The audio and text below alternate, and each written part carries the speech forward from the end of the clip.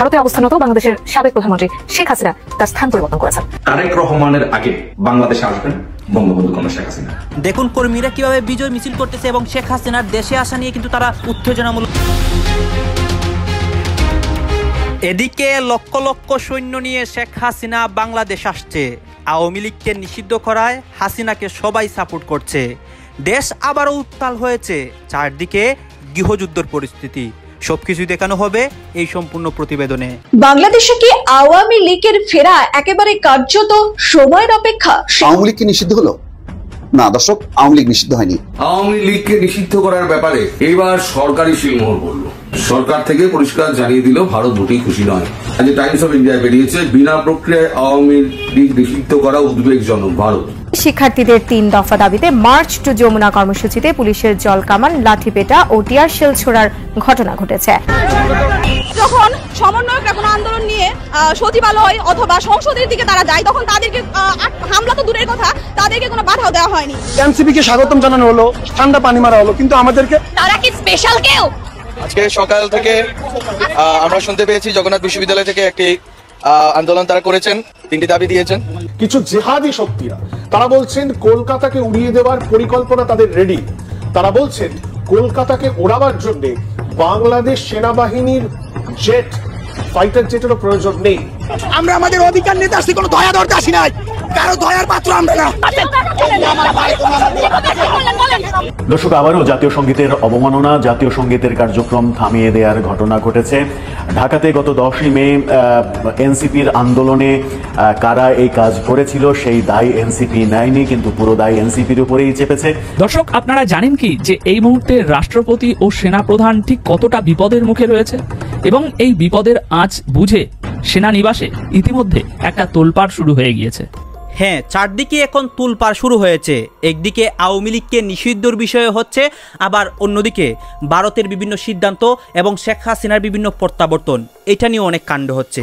দর্শক শ্রোতা, আপনারা জানেন আওয়ামী লীগকে কিন্তু নিষিদ্ধ করা হয়। সার্জিস হাসনাত ডক্টর ইউনূসের বাসভবনের সামনে কঠিন আন্দোলন করে এই কাজটি তারা সম্পূর্ণ করে। ইতিমধ্যে আমরা নতুন অনেক আন্দোলন দেখতে পাচ্ছি এবং শেখ হাসিনার একটি প্রত্যাবর্তন দেখতে পাচ্ছি। দর্শক শ্রোতা, ভারত কিন্তু শেখ হাসিনার এই নিষিদ্ধতাটা তারা মানতে পারছে না। তারা সবসময়ই আওয়ামী লীগকে সাপোর্ট করে এবং তারা চায় যে শেখ হাসিনা দেশে আসুক, ক্ষমতায় বসুক।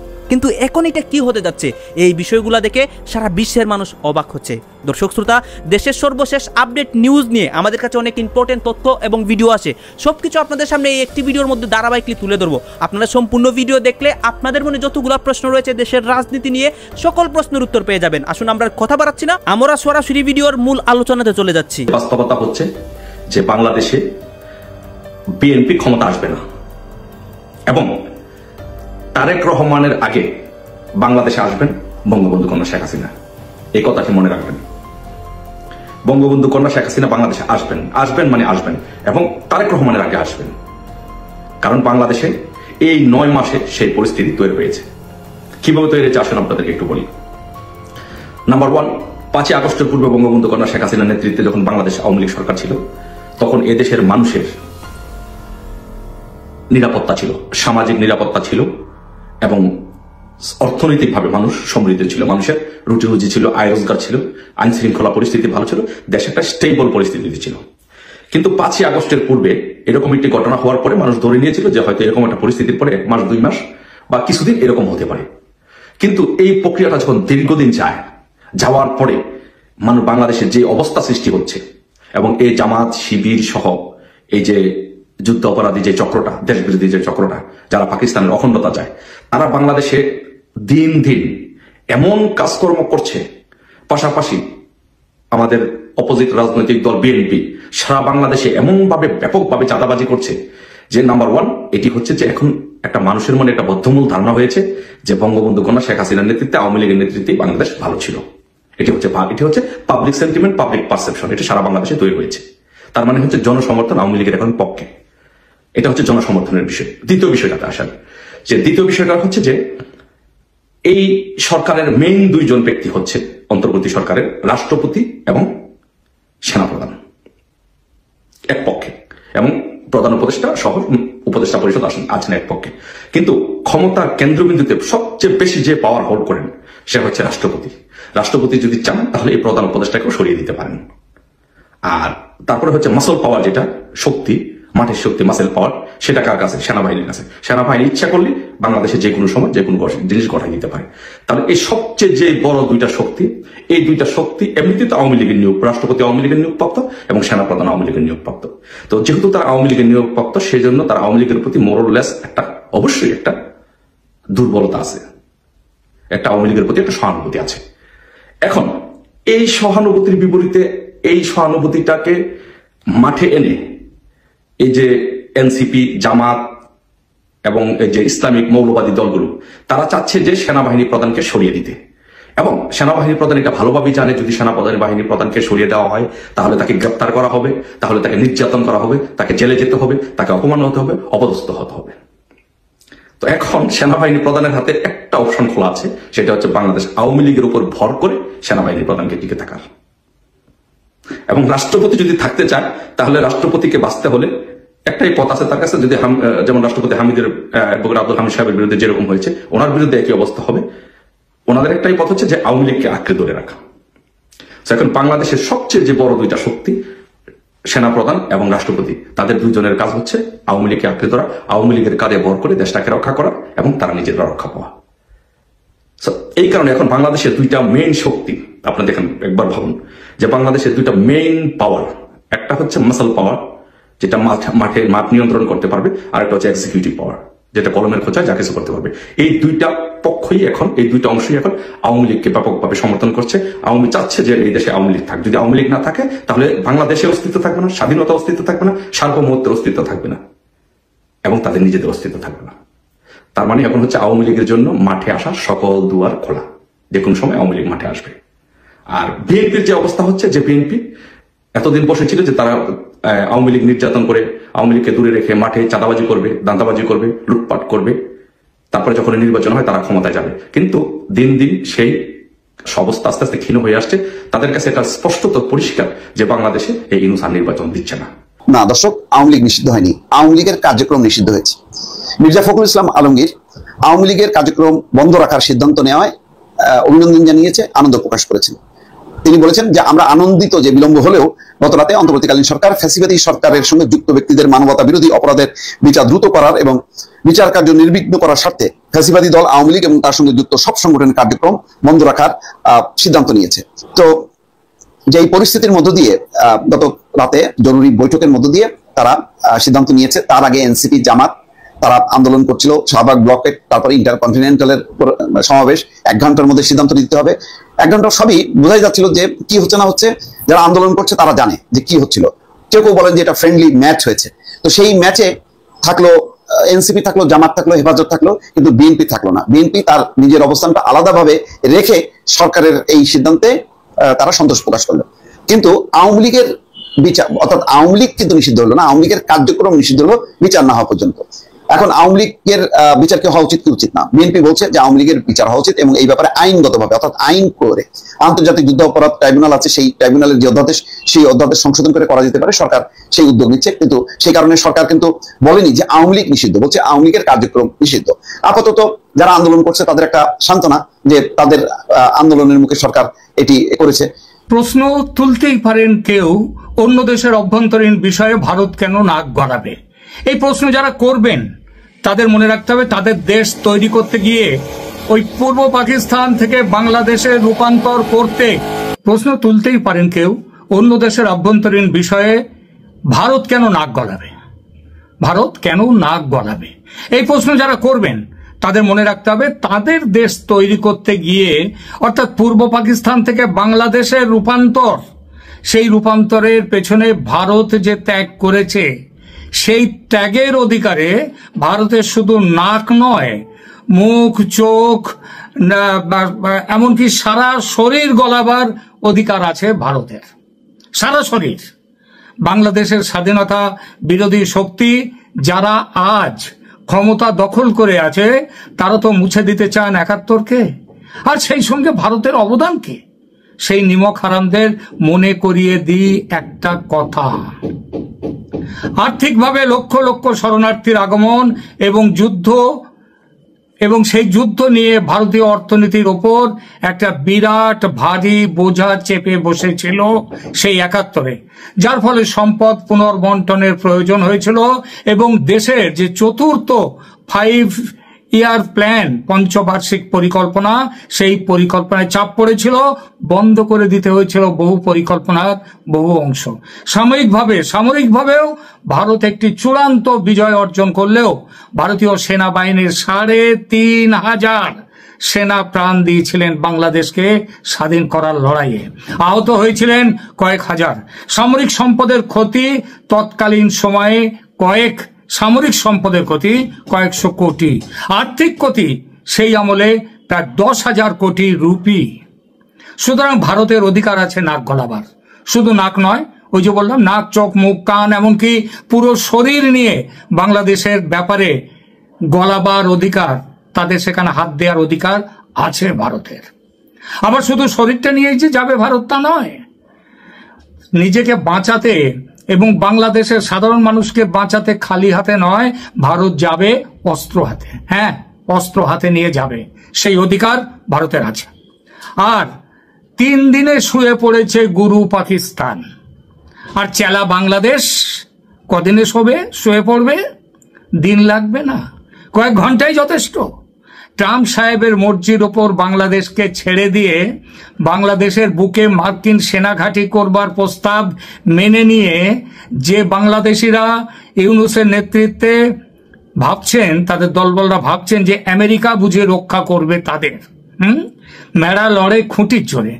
আমেরিকা কিন্তু কোনো কালেই শক্ত খুঁটি নয়, নড়বড়ে খুঁটি। আমেরিকার উপর ভর করে কেউ কোনো কালে বাঁচেনি, বরং মরেছে আরো বেশি করে। অর্থনীতি, রণনীতি, প্রভাব প্রতিপত্তি কোনো বিচারে আমেরিকা এখন অন্য দেশকে চাবুক মারার জায়গায় নেই, এটা মনে রাখবেন। আর ভারতকে তো নয়, ভারতের বড় শক্তি তার বিশাল জনসম্পদ, তার মজবুত গণতন্ত্র, তার শক্তিশালী আর্থিক কাঠামো, তার শক্তিশালী রাজনৈতিক নেতৃত্ব। ভোটে জেতার জন্য ট্রাম্প অনেক রাজনৈতিক ছল চাতুরির আশ্রয় নিয়েছেন। আজ বোঝা যাচ্ছে এইসব চাতুরির অন্যতম হচ্ছে মাই ফ্রেন্ড মোদি, এই কথা বলা। আসলে রাজনীতিতে বন্ধু বলে কিছু হয় না, রাজনীতি হলো স্বার্থের খেলা। নরেন্দ্র মোদি ঝানু রাজনীতিবিদ, তিনি এই খেলা যে বোঝেন না তা নয়, তবে ওই যে স্বাভাবিক সৌজন্যের জন্য তিনি এতদিন অপেক্ষা করেছেন।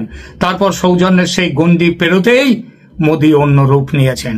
ভারত পাকিস্তানের যুদ্ধবিরতি নিয়ে ট্রাম্প সাহেব খুব ক্রেডিট নেওয়া শুরু করেছেন। তিনি বলতে শুরু করেছেন তার মধ্যস্থতায় নাকি ভারত পাকিস্তানের এই সমঝোতা হয়েছে। গতকাল বিকেলে এবং সন্ধ্যায় তীব্র জ্যাম ঢাকা শহরে ছেয়ে গিয়েছিল। এটাই প্রধান আলোচনার বিষয় হওয়ার কথা ছিল, কারণ যত্রতত্র যখন তখন যে কোনো দাবিতে রাস্তা ব্লক করে ফেলা যাবে কিনা এই আলাপ হওয়া দরকার। কিন্তু এর মধ্যেই আরও বড় আলোচনার বিষয় হয়ে দাঁড়ালো উপদেষ্টা জনাব মাহফুজ আলম একটা বিষয়ে, আমি আসছি সেই জায়গায়। ব্রিফিংয়ের সময় তার মাথায় একটা পানির খালি বোতল ছুঁড়ে মারা হয় এবং অদ্ভুত নিশানায়, মানে খুবই প্র্যাকটিস করা বলে মনে হয়, সেটা তার মাথায় আঘাত হানে। এবং তারপর সেটা নিয়ে যা হচ্ছে, মানে ঘটনাটা অনেক বড় না, কিন্তু আবার খুব ছোটও না। আমরা খুব হার্মফুল কিছু দিয়ে তাকে আঘাত করার চেষ্টা হয়েছে সেটা বলছি না, করা হয়নি, কিন্তু যা হয়েছে সেটার খুব সুদূর প্রসারী ইম্প্যাক্ট আছে। কারণ তিনি তার ব্রিফিংয়ের সময়ই এই ব্যাপারে কাদেরকে তিনি সন্দেহ করেন তার অনুমান, ভিকটিম সেটা করতেই পারেন। আমরা দেখব বহু সময় যখন কোনো এই ধরনের ফৌজদারি অপরাধ ঘটে, মারামারির ঘটনা ঘটে, হত্যার ঘটনা ঘটে, তখন পুলিশ জানতে চায় যে আপনি কাউকে সন্দেহ করেন কিনা, চুরি হলে, ডাকাতি হলে, এগুলো থাকে। সো তার মতামত তিনি জানিয়েছেন এবং আমি ধারণা করি যে সাম্প্রতিক সময়ে এই ব্যাপারে যে চাপান উত্তর এবং পরস্পরকে আক্রমণ সেটা আরও বাড়বে। তার আগে কয়েকটা জরুরি কথা একটু বলে রাখা দরকার। ঢাকা শহরের রাস্তা ব্লক করে ফেলা, প্রধান উপদেষ্টার বাসার কাছে চলে যাওয়া, জগন্নাথ ইউনিভার্সিটি তাদের কিছু দাবিতে দীর্ঘদিন থেকে আন্দোলন করছেন, সরকার সেটা করব এসব করছে না। তারপর তারা যমুনার দিকে রওনা হলেন এবং তারা খানিকটা চলে যেতে পারলেন এবং শেষ পর্যন্ত অনেক দূরে যেতে পারলেন না। কারণ আমি এভাবে বলি, বরং আমি সেদিন একটা টকশোতে কাল রাতে বলছিলাম যে তাদের একজন হাসনাত আবদুল্লাহ নেই তো, মানে হাসনাত আবদুল্লাহর জন্য সব পথ অবারিত, তিনি নিয়ম ভাঙতে পারেন, কিন্তু এনাদের তো একজন হাসনাত আবদুল্লাহ নেই। ফলে পুলিশ তাদের উপরে হামলা করে, নানান রকমভাবে টিয়ার গ্যাস, জল কামান, আহত হয়, অনেকে হসপিটালে যায়। দর্শক, আপনারা জানেন কি যে এই মুহূর্তে রাষ্ট্রপতি ও সেনাপ্রধান ঠিক কতটা বিপদের মুখে রয়েছে এবং এই বিপদের আঁচ বুঝে সেনানিবাসে ইতিমধ্যে একটা তোলপাড় শুরু হয়ে গিয়েছে। এখন এই মুহূর্তে আমার কাছে যে ইনফরমেশন এসে পৌঁছিয়েছে সেটা ক্লিয়ার ইন্ডিকেট করছে যে এনারা দুজনে মহা বিপদে রয়েছে। যদি আপনাদের এক মুহূর্তের জন্য মনে হয়ে থাকে যে ভাই কি আলতু ফালতু বকছো, এসব আবার হওয়ার নাকি, একটু অপেক্ষা করুন এবং মনোযোগ দিয়ে আমার কাছে যে ইনফরমেশন এসে পৌঁছিয়েছে সেটা বোঝার চেষ্টা করুন, তারপর আমার বক্তব্যের সঠিক ভুল নির্ণয় করবেন। দর্শক, বর্তমান সরকার আগামী 10ই জুনের মধ্যে জুলাই ঘোষণাপত্র ঘোষণা করবেন সেটা নিশ্চয়ই আপনারা সকলেই জানেন। আওয়ামী লীগ নিষিদ্ধের যে দাবি উঠেছিল সেই দাবির মধ্যেও এটাও একটা দাবি ছিল এবং সরকার ঘোষণা করেছে যে আগামী 10ই জুনের মধ্যে তারা জুলাই ঘোষণাপত্র ঘোষণা করবেন এবং এই জুলাই ঘোষণাপত্রের মধ্যেই রয়েছে রাষ্ট্রপতি ও সেনাপ্রধানকে অপসারণ করার একটা মাস্টার প্ল্যান। দর্শক, আমরা সকলেই জানি যে একথা নতুন নয়, রাষ্ট্রপতিকে অপসারণ করানোর জন্য কতবার চেষ্টা করা হয়েছে একটি মহল দ্বারা, কিন্তু প্রতিবারই তারা কোনো না কোনোভাবে ব্যর্থ হয়েছে। কারণ রাষ্ট্রপতি পদ সেটা ওই সামান্য কিছু না, দেশের সর্ববৃহৎ একটি পদ, তাই তারা প্রতিবার ব্যর্থ হয়েছে। কিন্তু এবার তারা একেবারে কোমর বেঁধে নেমেছে এবং রাষ্ট্রপতির মতো একটি বড় স্থান থেকে তাকে টেনে নামানোর জন্য, কারাগারে ভরার জন্য যথেষ্ট বড় একটা মাস্টার প্ল্যান তারা নিয়ে এসেছে। এই জুলাই ঘোষণাপত্রের মধ্যেই সেটা আছে। গত 31শে ডিসেম্বর শিক্ষার্থীরা জুলাই ঘোষণাপত্র জারি করতে চেয়েছিল, কিন্তু পরে সরকার বিষয়টিকে উদ্যোগ গ্রহণ করে। এখন গত 15 দিন ধরে এই জুলাই ঘোষণাপত্র নিয়ে সরকারের উপদেষ্টা মহলের ভিতরে কাজ চলছে এবং ঘোষণাপত্র উপদেষ্টা পরিষদের পক্ষ থেকে একটা বড় খসড়া প্রস্তুতির চেষ্টা করা হচ্ছে এই মুহূর্তে, যে এর ভিতরে কন্টেন্ট আর কি থাকবে, কি ঘোষণা থাকবে। তার ইনসাইট কিছু আমার কাছে এসেছে, সেগুলো নিয়েই আমরা এখন উদ্বেগ প্রকাশ করছি। আপনার জুলাই ঘোষণাপত্র নিয়ে আগামী বৃহস্পতিবার সব রাজনৈতিক দল ও অংশীজনদের নিয়ে সর্বদলীয় একটা বৈঠক হতে চলেছে। এখন বৃহস্পতিবার এই যে সর্বদলীয় একটি বৈঠক হবে মোহাম্মদ ইউনূসের নেতৃত্বে, এই বৈঠকের ভিতর দিয়ে একটি দলিল প্রণীত হবে। কবে ঘোষণাপত্র জারি করা হবে এবং কিভাবে সরকার এতে ভূমিকা রাখবে সেটা ওই দিনই বোঝা যাবে। এখন রাষ্ট্রপতি ও সেনাপ্রধানের জন্য মূল বিপদের বিষয় সেটা হচ্ছে, দেখুন, ইনসাইট আমার কাছে যা এসে পৌঁছিয়েছে সেখানে বলা হচ্ছে যে এই জুলাই ঘোষণাপত্র পাঠ করার সাথে সাথে সংবিধান বিলুপ্ত হয়ে যাবে। দেখুন, যে কথাগুলো বলছি এগুলো কিন্তু বাস্তব, প্রত্যেকটা করার চেষ্টা ইতিমধ্যে বহুবার করা হয়েছে এবং কারা করেছে সেগুলোও আমরা জানি, আর তারাই আজ এই জুলাই ঘোষণাপত্র নিয়ে এত মেতে উঠেছে। সুতরাং এই জুলাই ঘোষণাপত্র পাঠ করার সাথে সাথে সংবিধান বিলুপ্ত হয়ে যাবে। আর বর্তমান সংবিধান বিলুপ্ত হয়ে যাওয়ার অর্থ কি? অর্থ হচ্ছে তখন জুলাই ঘোষণাপত্রের আইন দ্বারা বর্তমান বাংলাদেশ পরিচালিত হবে এবং এই সংবিধান বিলুপ্ত হওয়ার সাথে সাথে রাষ্ট্রপতিকে জুলাই ঘোষণাপত্রের আইনে বাধ্যতামূলক পদত্যাগ করতে বাধ্য করা হবে। ক্যালকুলেশনটা বুঝতে পারলেন? জুলাই ঘোষণাপত্র আসবে, সেই ঘোষণাপত্রে বর্তমান সংবিধান সেটা বিলুপ্ত হয়ে যাবে এবং বর্তমান সংবিধান বাদ দেওয়ার জন্য একটি মহল কতটা সক্রিয় সে তো আপনারা জানেন। সুতরাং সংবিধান যখন বাতিল হয়ে যাবে তখন সেই সংবিধানের আইন দ্বারা বাংলাদেশ পরিচালিত হবে না। এখন যে আইন দ্বারা পরিচালিত হচ্ছে, এই জুলাই ঘোষণাপত্রের মাধ্যমে যে সংবিধান আসবে তার মাধ্যমে দেশ পরিচালিত হবে। দর্শক, আবারও জাতীয় সঙ্গীতের অবমাননা, জাতীয় সঙ্গীতের কার্যক্রম থামিয়ে দেওয়ার ঘটনা ঘটেছে ঢাকাতে। গত 10ই মে এনসিপির আন্দোলনে কারা এই কাজ করেছিল সেই দায় এনসিপি নেয়নি, কিন্তু পুরো দায় এনসিপির উপরেই চেপেছে। যেহেতু আন্দোলনটা তাদের নেতৃত্বেই হয়েছিল, জাতীয় সঙ্গীতে বাধা দেওয়া হয়েছিল, সেখানে রাজাকারদের নামে স্লোগান দেওয়া হয়েছিল।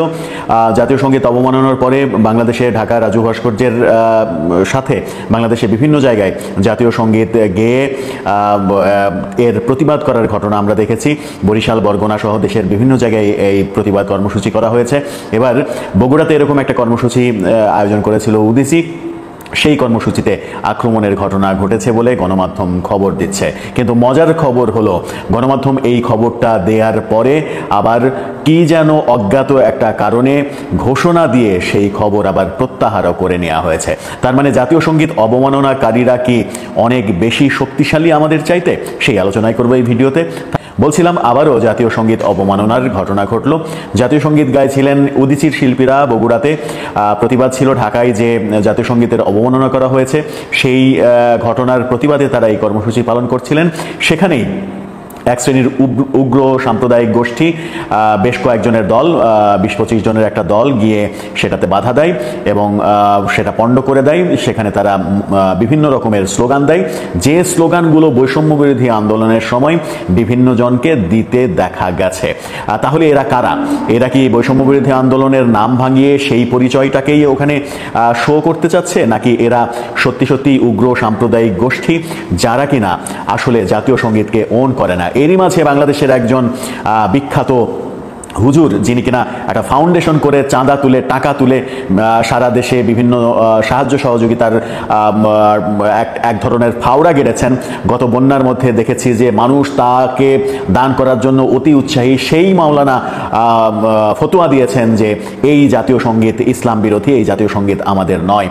দেশের বাইরে থেকে ওহী আসছে যে এই জাতীয় সঙ্গীত হিন্দুত্ববাদীর ব্যাপার রয়েছে, এটা মুছে ফেলতে হবে। শুধু তাই নয়, জাতীয় সঙ্গীতেই থেমে থাকেনি এরা নতুন একটা কাজ শুরু করেছে, সেটা হচ্ছে বাংলাদেশের বিখ্যাত যে আম রয়েছে, গোপাল ভোগ, লক্ষণ ভোগ সহ বেশ কিছু হিন্দুয়ানি নামের আমের তকমা দিয়ে সেই নামগুলো কিভাবে গোপাল ভোগ না বলে সম্রাট ভোগ বলতে হবে, অর্থাৎ এক ধরনের ম্যাসাকার অবস্থা শুরু হয়েছে অন্তর্বর্তীকালীন সরকারের আমলে। জাতীয় সঙ্গীতকে প্রকাশ্যে ডিজোন করা হচ্ছে এবং কারা করছে এটা আমরা সবাই জানি। সেখানে স্লোগান দেওয়া হলো কি, ভারতের দালালেরা হুঁশিয়ার সাবধান, রয়ের দালালেরা হুঁশিয়ার সাবধান, দিল্লি না ঢাকা, ঢাকা ঢাকা, গোলামি না আজাদি, আজাদি আজাদি, দিয়েছি তো রক্ত আরো দেব রক্ত, আপোষ না সংগ্রাম, সংগ্রাম সংগ্রাম। এই স্লোগানগুলো কোথায় হয়েছিল, কোথায় শুনেছিলাম আমরা? তাহলে বগুড়াতে এই কর্মকাণ্ড যারা করলো, জাতীয় সঙ্গীতের আবার অবমাননা যারা করলো, এরা কারা? এদের চিনতে কি সরকারের খুব বেশি অসুবিধা হয়? সরকার এই ব্যাপারে নিষ্ক্রিয় কেন? জাতীয় সঙ্গীতকে বারবার অবমাননা করা হচ্ছে, সরকারের এই ব্যাপারে কোনো ভ্রুক্ষেপ নেই কেন? তার মানে কি সরকারও এর পক্ষে অবস্থান করছে? এদিকে ইন্ডিপেন্ডেন্ট টেলিভিশনে এটা নিয়ে খবর করেছিল, খবর করার কিছু সময় পর তারা আবার ঘোষণা দিয়ে সেই খবরটা তুলে নিয়েছে। তারা যেটা ঘোষণা দিয়ে তুলে নিয়েছে সেই স্ক্রিনশটটা আপনারা দেখে নিতে পারেন। সেখানে তারা বলছে যে অসাবধানতাবশত বগুড়ার জাতীয় সঙ্গীত গাওয়া কর্মসূচিতে শিবির ইনকিলাব মঞ্চের হামলার অভিযোগ শিরোনামে প্রকাশিত সংবাদটি আমরা প্রত্যাহার করেছি। এই সংবাদ প্রকাশের জন্য আমরা দুঃখিত। বিভাগীয় সম্পাদক, অর্থাৎ তারা খবর প্রত্যাহার করে নিয়েছে। খবর একবার দিয়েছে, চাপে পড়েছে, চাপে পড়ে খবর প্রত্যাহার করে নিয়েছে।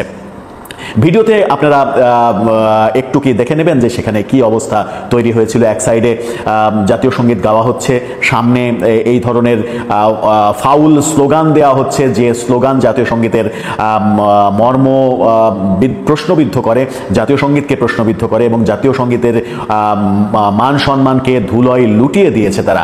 একটু দেখে নেন ভিডিওতে কি করছে তারা।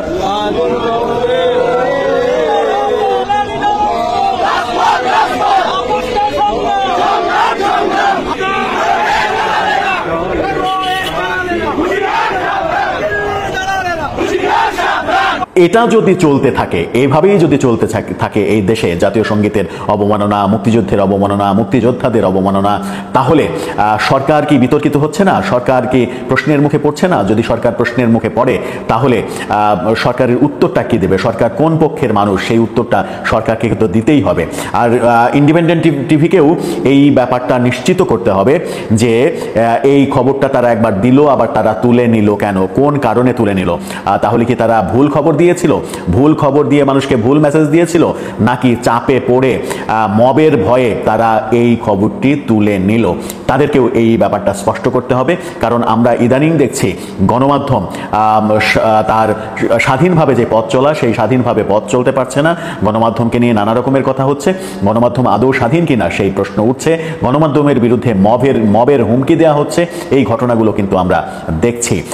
এই যে ভিডিওটা আপনাদের দেখালাম, আওয়ামী লীগকে নিষিদ্ধ করার ব্যাপারে আমি তো আগেই বলেছিলাম, এবার সরকারি শিলমোহর পড়ল। সরকার থেকে পরিষ্কার জানিয়ে দিল ভারত মোটেই খুশি নয়।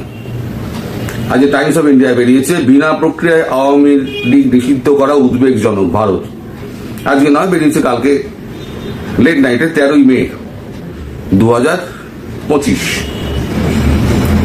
সেখানে লেখা হচ্ছে, তাড়াহুড়ো করে সংশোধিত সন্ত্রাস বিরোধী আইনের আওতায় ক্ষমতাচ্যুত প্রধানমন্ত্রী শেখ হাসিনার নেতৃত্বাধীন আওয়ামী লীগ আনুষ্ঠানিকভাবে ভেঙে দেওয়ার পর বাংলাদেশের রাজনৈতিক উন্নয়নে ভারত মঙ্গলবার গভীর উদ্বেগ প্রকাশ করেছে। বিদেশ মন্ত্রকের মুখপাত্র রণদীপ জয়সওয়াল বলেন, বিনা প্রক্রিয়ায় আওয়ামী লীগের উপর নিষেধাজ্ঞা আরোপ উদ্বেগজনক। একটি গণতন্ত্র হিসেবে ভারত স্বাভাবিকভাবেই গণতান্ত্রিক স্বাধীনতা খর্ব এবং রাজনৈতিক স্থান সংকুচিত হওয়ায় উদ্বিগ্ন। আমরা বাংলাদেশে অবাধ, সুষ্ঠু এবং অন্তর্ভুক্তিমূলক নির্বাচনের দ্রুত আয়োজনের প্রতি জোরালো সমর্থন জানাই। 7ই মে পাকিস্তান সমর্থিত সন্ত্রাসী অবকাঠামোর বিরুদ্ধে ভারতের সন্ত্রাস বিরোধী সামরিক অভিযান অপারেশন সিন্দুর সফলভাবে পরিচালনার পর এমএ এই প্রথম মন্তব্য এসছে নিয়ে। সোমবার বাংলাদেশের স্বরাষ্ট্র উপদেষ্টা লেফটেন্যান্ট জেনারেল অবসরপ্রাপ্ত জাহাঙ্গীর আলম এক সংবাদ সম্মেলনে ঘোষণা করেন যে সংশোধিত সন্ত্রাস বিরোধী আইন 2025-এর অধীনে আওয়ামী লীগ এবং সহযোগী দলগুলিকে আনুষ্ঠানিকভাবে নিষিদ্ধ করার জন্য একটি গেজেটে বিজ্ঞপ্তি প্রকাশ করা হয়েছে।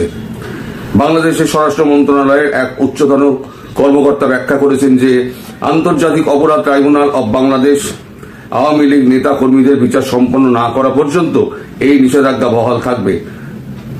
হালনাগদ আইনটি এখন সরকারের কেবল ব্যক্তিগত নয়, সন্ত্রাসবাদে জড়িত বলে মনে করা সংস্থাগুলি নিষিদ্ধ করার। দর্শক, আপনারা তো দেখলেন এখানে কি কথা হচ্ছে। অনেকেই কিন্তু অনেক কথা বলতেছে, অনেকে আলোচনা করতেছে, অনেকে সমালোচনা করতেছে দেশের বিভিন্ন অবস্থা এবং দেশের বিভিন্ন পরিস্থিতি নিয়ে সবাই সবার মন্তব্য প্রকাশ করে। এই মন্তব্যগুলো দেখে কিন্তু আমরা অনেক কিছু বুঝতে পারি দেশের বর্তমান আপডেট নিউজ। দর্শক শ্রোতা, এখানে কিন্তু বিশেষ করে রাষ্ট্রপতি, সেনাপ্রধান এদের বিষয় নিয়ে কথা হয়, অন্যদিকে ডক্টর ইউনূসকে নিয়েও কথা হয়। দর্শক শ্রোতা, ডক্টর ইউনূস আমাদের দেশে এসেছেন বিনা স্বার্থে, তিনি আমাদের দেশটাকে সামনে এগিয়ে নিয়ে যাওয়ার জন্য। তাকে নিয়ে এইসব কী কথা হয়, অনেকে কিন্তু অনেক কথা বলে, সেই কথাগুলোতে আপনারা কান দেবেন না। অন্যদিকে সমন্বয়ক উপদেষ্টা, তারাও তাদের জান প্রাণ ভাজি রেখে আমাদের দেশটাকে শান্ত করেছে, আমাদের দেশটাকে তারা স্বাভাবিক করার চেষ্টা করতেছে। সকল অন্যায় কাজ, সকল অনৈতিক কাজ সবকিছু কিন্তু আমাদের দেশ থেকে সরাতে চাচ্ছে। এখন তাদেরকে নিয়েও অনেক কথা হয়। দর্শক শ্রোতা, এতক্ষণ আপনাদেরকে আমরা যা কিছু দেখিয়েছি সব কিছু আমরা সোশ্যাল মিডিয়া থেকে সংগ্রহ করেছি। এখানে আমাদের নিজস্ব কোনো মন্তব্য নেই বা নিজস্ব কোনো সিদ্ধান্ত নেই। এইসব দেখে আপনাদের কি মনে হচ্ছে এবং আপনাদের মন্তব্য অবশ্যই আপনারা কমেন্ট বক্সে লিখে যাবেন। এবং আপনাদের কাছে আমাদের একটা রিকোয়েস্ট থাকবে, আপনারা যদি আমাদের চ্যানেলে নতুন দর্শক থাকেন চ্যানেলটি সাবস্ক্রাইব করবেন এবং পাশে থাকা বেল বাটনটি বাজাবেন, যাতে করে নেক্সট ভিডিওটা সবার আগে আপনাদের কাছে পৌঁছায়। ধন্যবাদ।